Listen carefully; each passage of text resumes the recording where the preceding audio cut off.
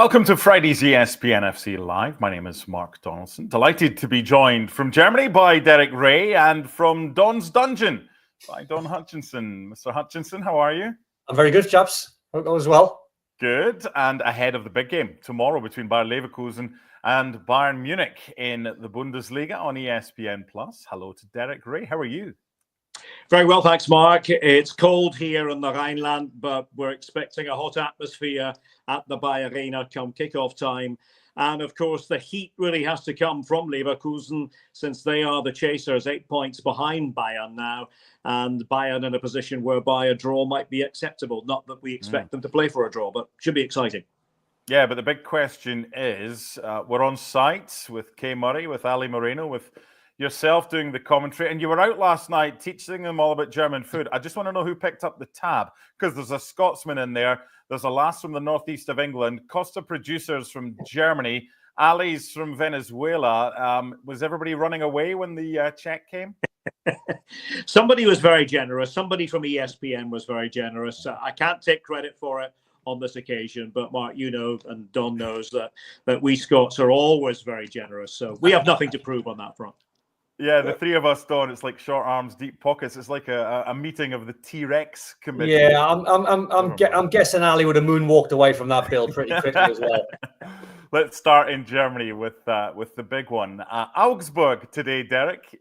That's on ESPN Plus as well against RB Leipzig. Of course, the big one is Bayer Leverkusen against Bayern Munich.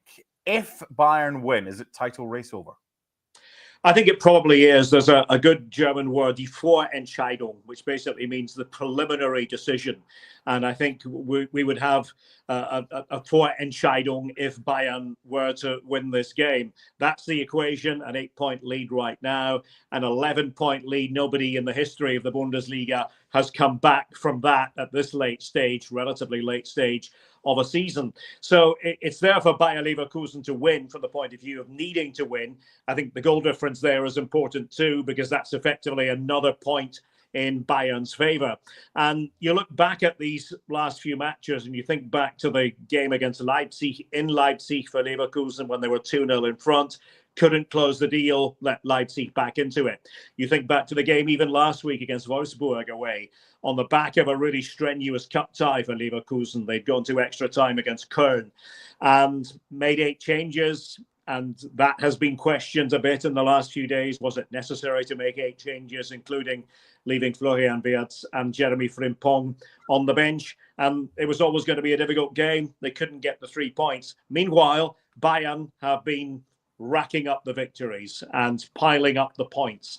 And yeah, they had a difficult match in midweek against Celtic. So maybe Leverkusen have that sort of freshness advantage. We shall see. But yeah, to answer that question, it's must win. It feels like must win for Bayer Leverkusen in this case. Don, we're not going to forget about last season. No one ever will, and what Leverkusen did. But for the purpose of this question, forget last season. If this was a normal season and Bayer Leverkusen went into this game knowing they could close the gap on the leaders and they're in second, that's probably a normal season in the Bundesliga. And the fact that in the last 5 games they haven't lost against Bayern Munich, as much as Derek's saying a Bayern win's probably going to end it, a Leverkusen win, we're talking again. Back on. I mean, they haven't done a lot wrong, Leverkusen. They've only lost the same as Bayern, only lost 1 game this season. So when you look at the dynamics of how they've played from the start of last season, if you go back to last season, it was one of those sort of seasons where you can count, I mean, 1,000,000 times it felt as though Leverkusen scored in the last dying minutes of the game, whether it was in the Bundesliga or whether it was in European football. They had this ability, and everyone sort of felt it, where Leverkusen would come on strong and score last-minute winners. They haven't really done that this season. You have to go back to match day 1 against Gladbach when they won 3-2 away from home, and they scored with literally the last kick of the ball or the last few seconds of the game. Since then, they've not really done that. So you look at the record of both sides. I mean, Bayern have won 7 on the spin. They're absolutely flowing. But when you look at Leverkusen, they're unbeaten in 19. But the thing that's killed them this season, and Sir Alex always said it, he says, draws don't win your titles. And that's what's happened to Leverkusen this season. They've drawn 7, where Bayern have only drew 3. So when you look at the standards and the quality that both teams have set over the years, Leverkusen are not 1,000,000 miles away. It looks like they're 1,000,000 miles away when you look at the league table, 8 behind, and they've got to chase it, and they have to chase it, and they have to win. And I agree with Derek. I think it's going to be a really open game. It might be a little bit tactical first 15, 20 minutes of the game where people are trying to find their feet and trying to find a weakness. But the more the game goes on, probably the last half an hour of the first half and definitely the second half, and especially late, I think you're going to see a really open game depending on the scoreline. But I wouldn't write Leverkusen off in this game. Derek, I'm going to take you back to May 2023, and Leverkusen lost at home to FC Köln. Since then, they've only lost once at home in the Bundesliga. Why have they been so good when they play there?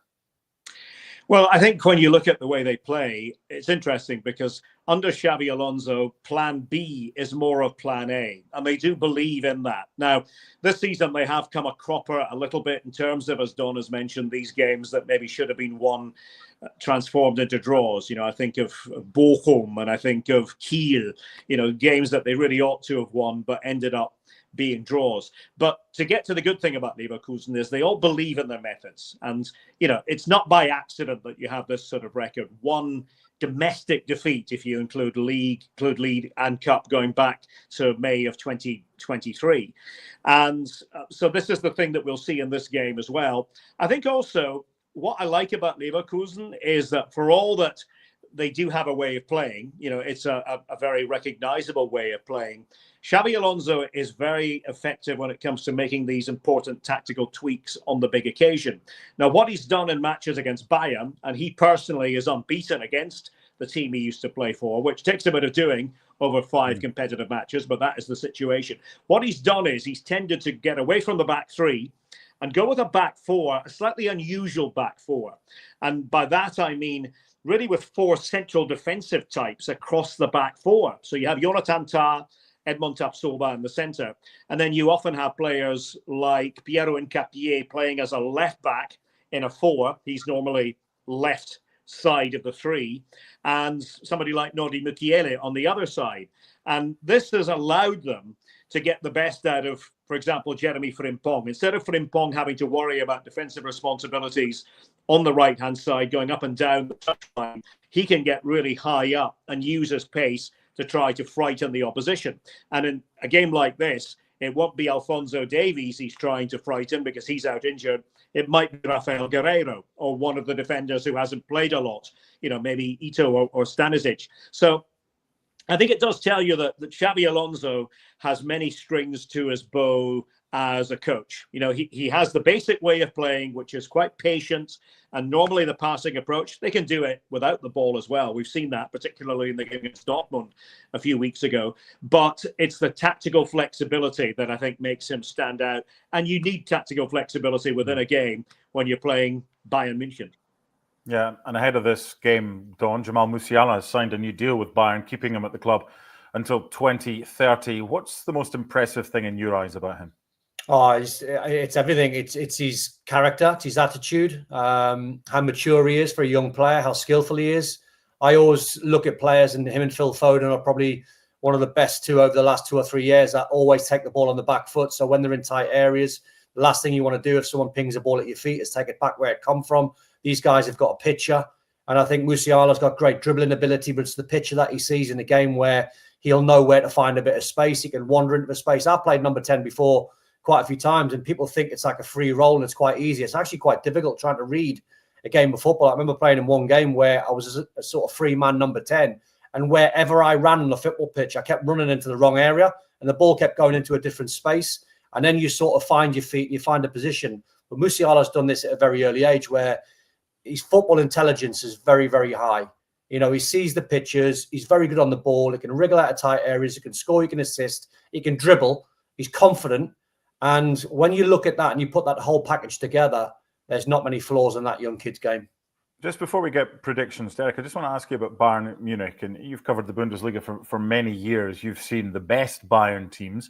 Where does this Bayern team under Vincent Kompany compare with the team that won as many Bundesliga titles in a row as they did? I think the jury is still out, in all honesty. I think we don't quite know how good they are. And, under the new coach, under Vincent Kompany, it has been an eye-catching style with the high line. And, sometimes that can have problems with it as well. But I think that we don't quite know, because in the Champions League context, they didn't make it into the top 8, hence that game against Celtic. They really want to win the Champions League because it's on home soil for them in Munich when it comes to the final this year. But, if you look at the Bundesliga table, they're 8 clear of a very good Leverkusen side, a Leverkusen side that almost broke the all-time points record for a single Bundesliga campaign. So I think we're waiting to make a judgment. Remember, Leverkusen beat them in the German Cup and the Pokal a few weeks ago as well, the tail end of last year. So I think, without sitting on the fence on this one, I think we have to wait, because I look at the team and I think there are some holes in it. I think we're talking about defensive holes. It's an exciting team if you look at sort of middle to front, and you look at, Don spoken about Musiala, how good he is. Michael Olise scored a fantastic goal against Celtic during the week. And a guy by the name of Kane, who has demonstrated to any doubters, if there were doubters at all, that he is one of the best strikers ever to wear that famous Bayern shirt. So I think much will depend on what happens in the weeks ahead. It's a good Bayern team. I don't know how great they are right now. I get the sense, Derek. I think when you look back at the great Bayern sides, Lewandowski, and you think Ian Robben and Frank Ribery, man, they were some sides. That was some team. Prediction, right. Don, what do you reckon for this one? I'm going to go 2-1 Bayern. Okay, now it's always difficult to commentate on a game and be asked for a prediction 24 hours before that. So if you don't want to, that's fine. If you do, feel free to sit on the fence and keep everybody happy. No, I'll try to come up with a prediction. I commentated on this game a year ago, and very different vibe back then. Leverkusen winning 3-0 against Bayern. I have a feeling this time, I'm not going to be quite as bullish from a Bayern point of view as Don, but I think Bayern will not lose. I'm going to say a scoring draw. Normally, I would be the one who would read the promos, but you're there, you're commentating. You can read this promo. Tell us how we get to watch the game tomorrow. So there we have it, the big one, the Meistergipfel, if you want to call it that, the Summit of Champions. It's Leverkusen against Bayern, and special coverage on ESPN Plus with Kay Murray and the team, 11:30 a.m. Eastern Time. Not to be missed, top of the table clash in the Bundesliga, live from the Bayer Arena. It's a good weekend because Augsburg play RB Leipzig today. Janusz Mihalik will join me for commentary of that one. From the studios in Bristol, Connecticut. It's not quite as glamorous. At least we have proper Wi-Fi. So no wonder they've spent so much on your meal last night. Maybe the super speedy Wi-Fi could be something for next time. Derek, thank you. Enjoy the game tomorrow and have a good call. Thanks for having me. Thank you to Derek Ray. So, Bayer Leverkusen against Bayern Munich tomorrow on ESPN Plus. And now, by the miracles of modern technology, Derek disappears into the TARDIS, and in comes... Who do we have as our guest? There we go. The spinning circle really made it there. Rob Dawson. Hello. How are you? I'm good, thank you. How are you? I'm good, thank you. Now, before you tell us what happened at the press conference this morning with Ruben Amorim, why don't we hear? And there's a line near the end of this which we will react to afterwards. So before we hear from Rob and from Don and from me again, here's Ruben Amorim. Yeah, I'm a huge fan on Ange Postecoglou. Of course, I'm from a different culture. I'm Portuguese, and all the Portuguese coaches, they can adapt, and I adapt. The simple thing is that I use one system in the moment, because I believe if you work on that system, you can play in different system at the same time. So that is my idea. But we are not winning games, and I understand the connection between me and Ange. We have the same problems. In my opinion, with all due respect, I'm in a bigger club with a bigger pressure, so I understand the connection, and I think it's really important a coach to have to follow his principles. Okay, Spurs Man United on Sunday. So it's just meandering along there. Yeah, Ange Postecoglou this, blah, blah, blah. Boom. I'm under more pressure. I'm at a bigger club. It didn't even need a Rob Dawson pointer, a wee question to prompt him to answer that way. What was the room like after that comment was made? And what's been the fallout, Rob, from that?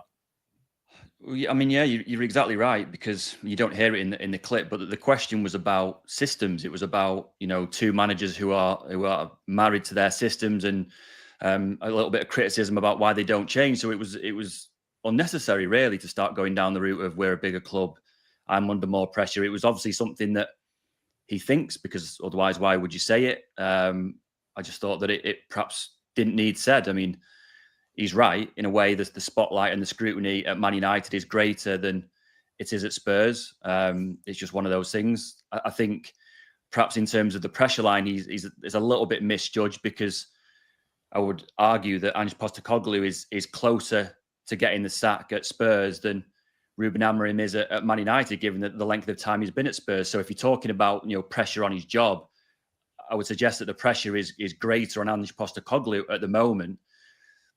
It's one of those comments that makes the Man United media manager sort of cringe in his seat a little bit, because it's, as Don will know, it's the kind of thing that gets pinned up in a dressing room before a game, with the manager saying, "Look, these lads think that they're a bigger club than us. Let's go and show them that you're not." And it's an added little thread to the game that perhaps isn't needed. Don, take me inside a changing room, please. You've been in hundreds over the years as a professional footballer. Has anyone ever pinned something up on the wall? Million times. So what happened? It sits there and the manager points to it. What happens? It just sits there and the manager points to it and obviously delivers the tactics days before. And then boom, you get a line out the blue the day before a game and you go, no words needed. I mean, the thing is with Amorim, I watch him and I just watch and I just think, please stop talking. Journalists have got a very easy job when they interview Ruben Amorim, because they know they don't even have to prod him, really. Journalists asked them a question the other week: are you one of the worst Man United teams ever? Yes, we're one of the worst Man United teams ever. Straight away, there's a massive headline that's going to be around the world. And the hierarchy at Man United wouldn't be too happy with Ruben Amorim calling out Man United as being one of the worst teams ever, because they're a gigantic football club.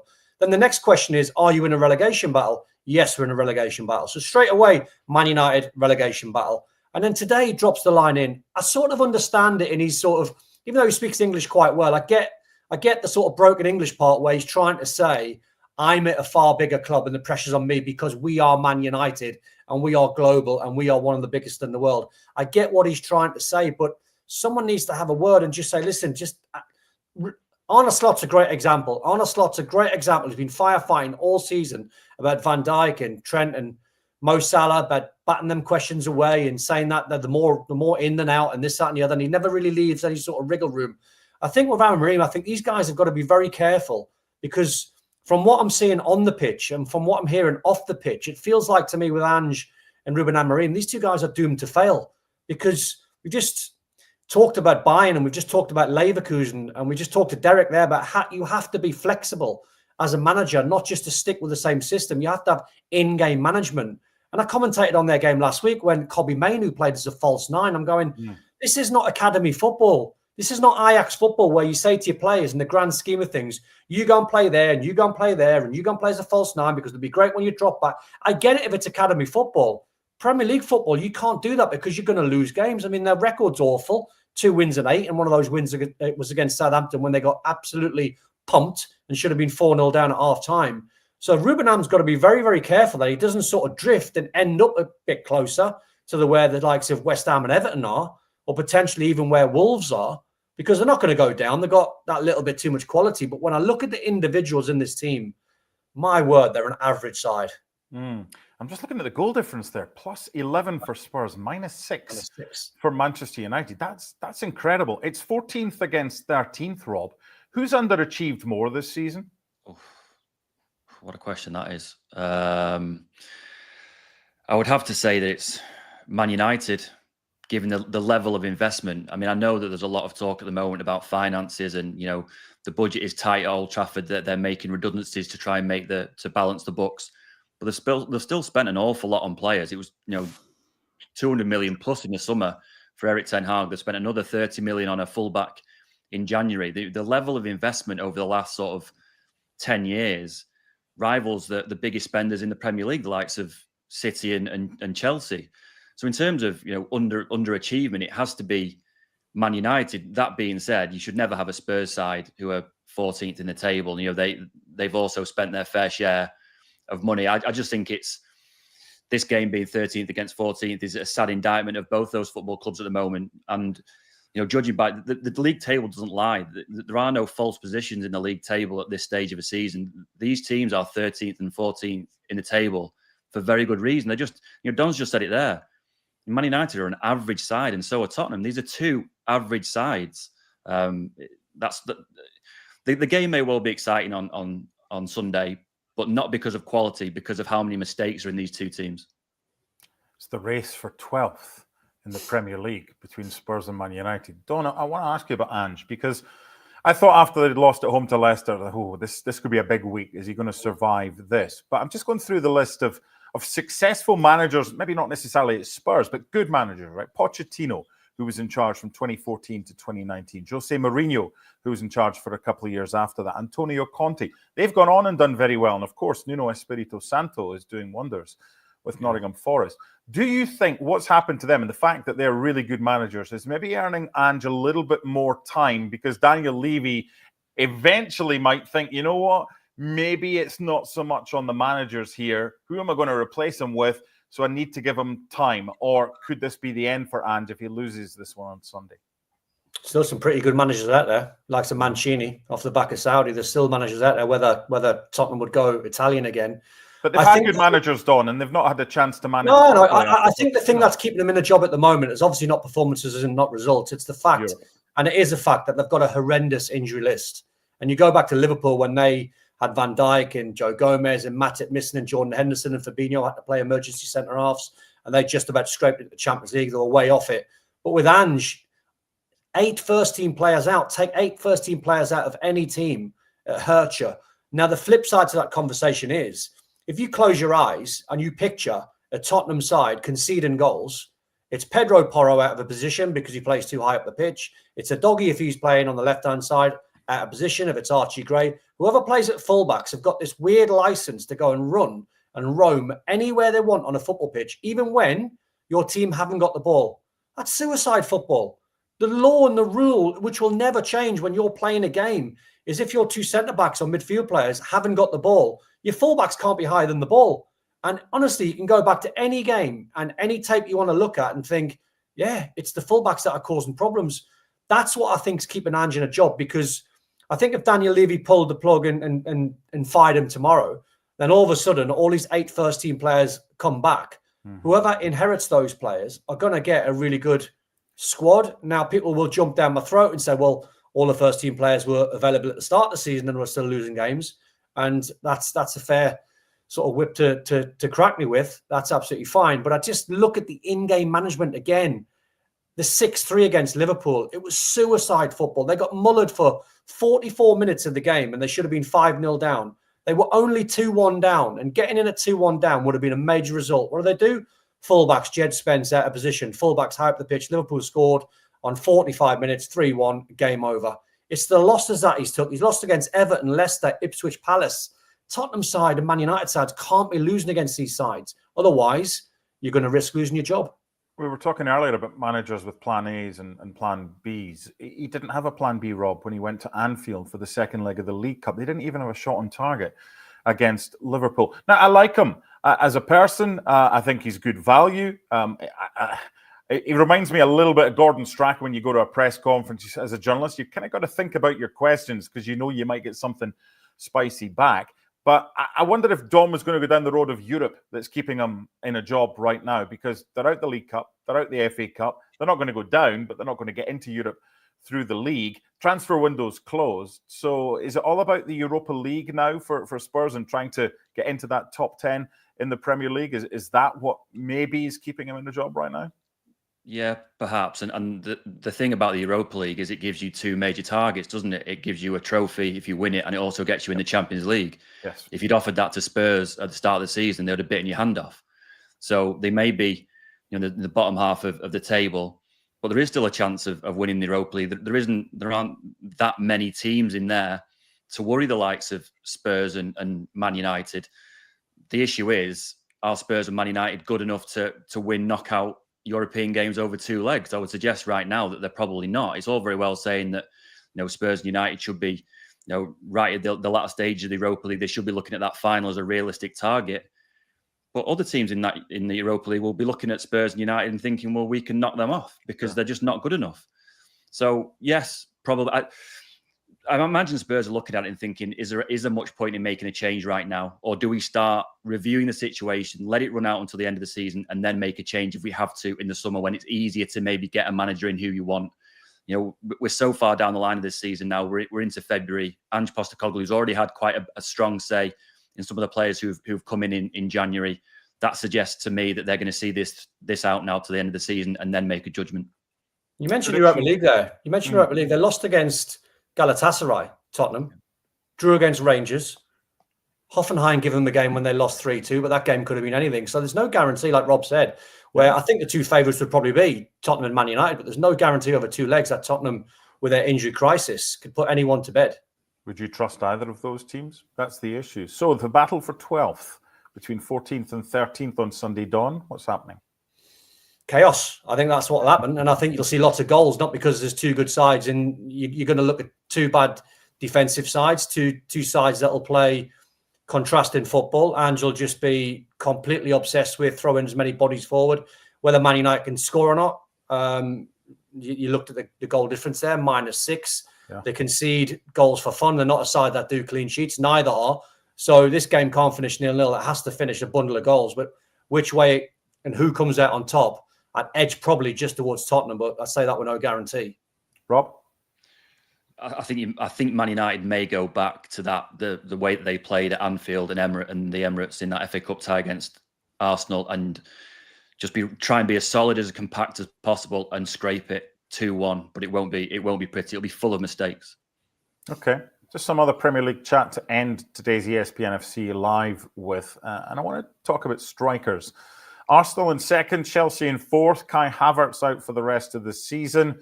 And for Chelsea, Nico Jackson out for several weeks. Now, say what you like about Jackson. He has his moments, but on the whole, he isn't overly clinical. Kai Havertz isn't a number 9. He's a player who plays in that position as a striker. Don, who'll be missed more? Havertz by Arsenal, Jackson by Chelsea, given what they have or what they don't have to come in and replace them with? I think it's Havertz just because of their injury crisis, just because of the amount of players that are missing in the forward line.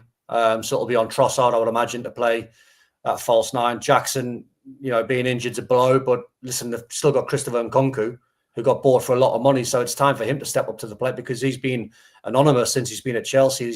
They've carried him for a long time. I know he had a bit of a brutal injury when he first went there, but he's been fit of late.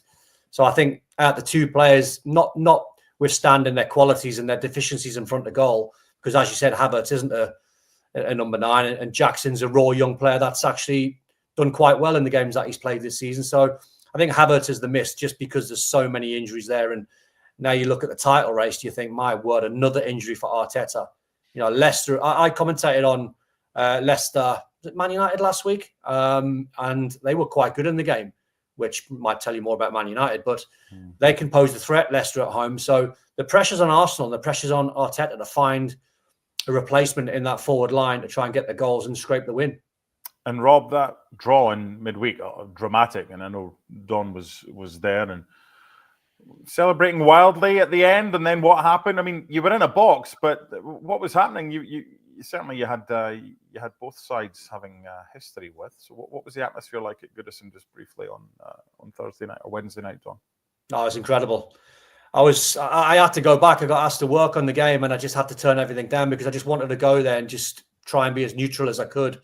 Being a former player, obviously both sides, and I sat there and the atmosphere was boiling point before the game. The blue flares were going off when the Everton team coach come down Goodison Way. Then you get inside the stadium and it was crackling. And when the game kicked off, it was always bubbling. It was proper intense. It was an old school derby. And then you thought when Liverpool took the lead through Mo Salah, you thought they started to come into the game more in terms of, I think they got into a physical fight with Everton. And Everton, it's exactly what they wanted. And by the way, my takeaway from the game being quite close to pitch side, Everton have got absolute giants playing for them, by the way. They're all about 6'5", the back line, including the likes of Decore and Beto. So Liverpool had to try and find a way of grinding, trying to find a way of fighting. And then what happens is the team talk for a manager normally is you fight the opposition, you match their fight, and the cream rises to the top. Well, it nearly did, apart from the Tarkowski rocket, like the Jagielka goal a few years ago. And then that was it. All hell broke loose. And then it wouldn't be a Merseyside derby at Goodison without 4 red cards and Liverpool manager being sent off. So it was chaos.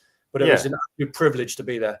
So, Rob, just let's end with the sending off for Arne Slot. At first, I thought he was trying to pull the referee's arm out of his socket, and then he said something. So I don't know if the red card's for kind of aggressive behaviour towards an official or if it's for something he said. But he did come out today and say, "Look, that's not me. I apologise for that. I will behave better going forward." Is this just a learning experience for Arne Slot, or was that something that maybe down the line he'll look back on and go, I kind of needed that because that really told me a lot about what I needed to know about this league and this football club? Yeah, I'm not, in Arne Slot's defence, I think, you listen to the way that Don's describing the atmosphere there and the fact that you conceded a last-minute equaliser. It's very hard to keep your emotions in check, particularly when you're trying to win a Premier League title. I don't think it's the worst thing in the world for a manager to show that kind of passion and that kind of desire. Obviously, he's come out today and said that he regrets it. I don't think it's particularly in his character. Everyone at Liverpool says that he's really laid back, he's chilled. If anything, he's overly polite to people. But I don't think that little flash of passion does him any harm at all. Actually, I think it's one of those things where the players look at it and think, I quite like that. I don't think that does him any harm at all. I wouldn't read too much into that. I wouldn't. I just think everyone on the night got carried away. And try and be a Liverpool manager when you could go 9 clear and everything's going on and you're trying to survive in the game to win it 2-1 against your rivals. And then you see Tarkowski stick one in the top corner with the best goal he's ever scored and will ever score in his lifetime. And then he's just reacted. I wouldn't read anything too deep into that. Just lost his control for about 20 seconds. Look, it happens to us all. And Rob's right. He is a super nice guy. I interviewed him in Pittsburgh prior to the Betis game in Liverpool's first pre-season. I said, how do you want your name pronounced? Because it's important as a commentator. He's like, you choose. I'm like, no. I'm not going to. You tell me, it's your name. I said, is it Arne Slot or Arne Slot? Talking of Betis, by the way, I commentated on Betis last night and Anthony scored a goal into the bottom corner. Dear. He's on flame since he's been there. Maybe Man United should go for him. Scott McTominay's doing all right at Napoli as well. Maybe that's another one that they could go for. Anyway, we digress. Spurs Man United, the big game this weekend. Full reaction to all the big games in the Premier League on ESPN FC Live. And a reminder that the Bundesliga with Bayer Leverkusen against Bayern Munich tomorrow, Saturday. Coverage begins an hour before on ESPN+. The team is live in Germany for that. My thanks to Derek, to Don, and to Rob. We'll see you again over the weekend. Bye for now.